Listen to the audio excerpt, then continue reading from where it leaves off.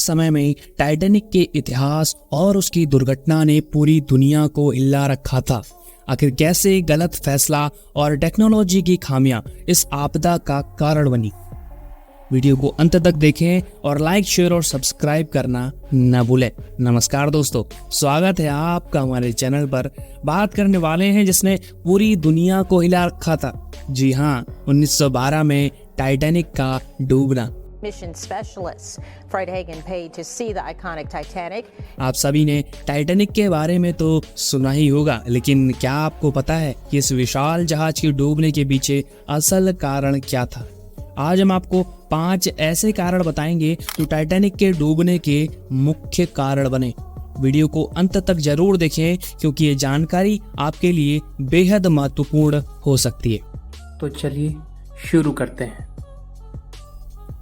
सबसे बड़ा और मुख्य कारण था आइसबर्ग से टकराना। जी हाँ, टाइटैनिक एक विशालकाय जहाज था जिसे अप्रमाणित यानी कभी न डूबने वाला जहाज माना जाता था। लेकिन 14 अप्रैल 1912 की रात टाइटैनिक एक विशाल आइसबर्ग से टकरा गया। आइसबर्ग से टकराने का मुख्य कारण जहाज की गति और मौसम की खराब जानकारी थी। लेकिन उस समय के आधुनिक नेविगेशनल उपकरण भी इतने प्रभावी नहीं हुआ करते थे जिससे सही समय पर आइसबर्ग को देखा नहीं जा सका।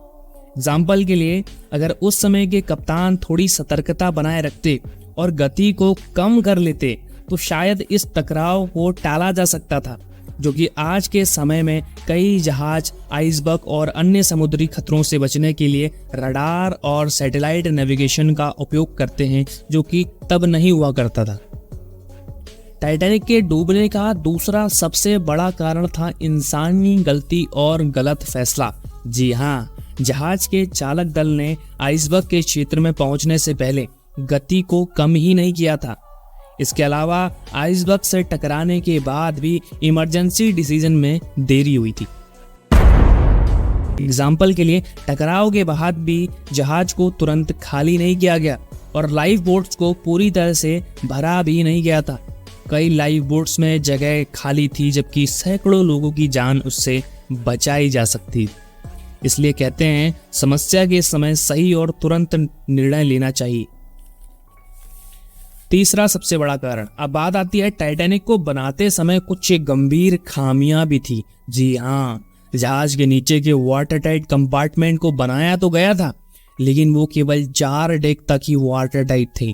यानी अगर 4 डेक से ऊपर पानी चला जाता तो ये आसानी से पूरे जहाज में फैल सकता था, और आखिरकार हुआ भी यही। मैं आपको एग्जाम्पल के लिए बताता हूँ।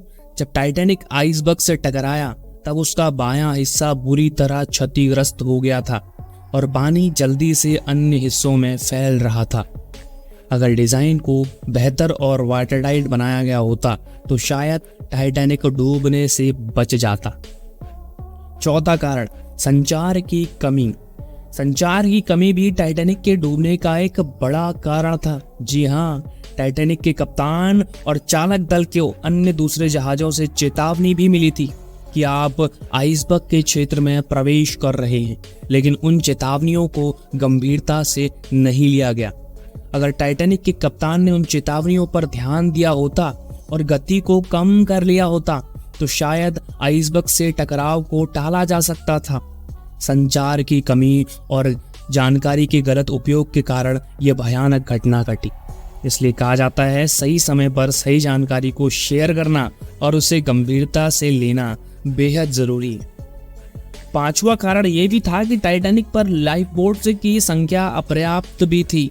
ये भी एक बड़ा कारण था क्योंकि टाइटैनिक पर लगभग 2224 लोग सवार थे, लेकिन लाइफ बोट्स इतनी नहीं थी कि सभी लोगों को बचाया जा सके। लाइफ बोट्स की संख्या केवल 1178 लोगों के लिए पर्याप्त थी। अगर टाइटैनिक पर और लाइफ बोट्स होती तो सैकड़ों लोगों की जान और बचाई जा सकती थी। इस गलती के पीछे का कारण यह था कि उस समय के जो सुरक्षा मानकों के अनुसार जहाज पर इतनी ही लाइफ बोट्स को जरूरी माना जाता था।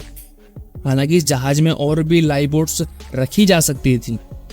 तो दोस्तों, यहाँ से भी आप बहुत कुछ सीख सकते हैं। सुरक्षा को कभी हल्के में नहीं लेना चाहिए। चाहे वो आपके व्यवसाय में हो या आपके व्यक्तिगत जीवन में। हमेशा अपनी सुरक्षा का ध्यान रखें। समय के साथ अपनी सुरक्षा को अपडेट करना और नई परिस्थितियों के अनुसार तैयार करना बेहद आवश्यक होता है। तो दोस्तों, ये थे टाइटैनिक के डूबने के 5 प्रमुख कारण।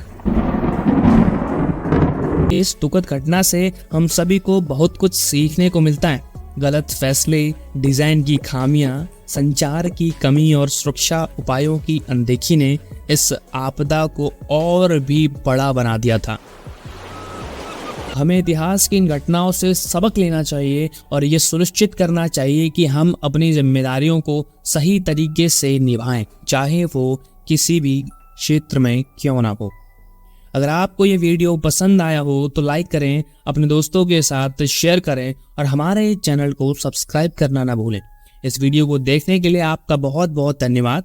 अगली बार हम और रोचक ज्ञानवर्धक वीडियो के साथ हाजिर होंगे। धन्यवाद।